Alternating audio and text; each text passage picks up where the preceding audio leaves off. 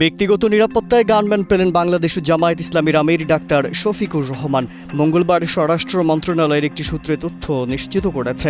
এর আগে ডাক্তার শফিকুর রহমানকে গানম্যান দেওয়ার জন্য পুলিশ মহাপরিদর্শকের কাছে একটি পত্র পাঠানো হয় বলে জানা গেছে। এরপর স্বরাষ্ট্র মন্ত্রণালয়ের জারি করা প্রজ্ঞাপনে বলা হয়, ডাক্তার শফিকুর রহমানের ক্ষেত্রে উচ্চমাত্রার নিরাপত্তার ঝুঁকি বা হুমকি বিদ্যমান। টানা তৃতীয়বার অর্জন করেছে দেশের সেরা সুপার ব্র্যান্ড স্বীকৃতি বসুন্ধরা টিস্যু। পুলিশের বিশেষ শাখা জানায়, ডাক্তার শফিকুর রহমানের নিরাপত্তার ঝুঁকি মূল্যায়ন করে স্বরাষ্ট্র মন্ত্রণালয় একটি পত্র পাঠায়। সেই সুপারিশের ভিত্তিতেই এই সিদ্ধান্ত নেওয়া হয়েছে।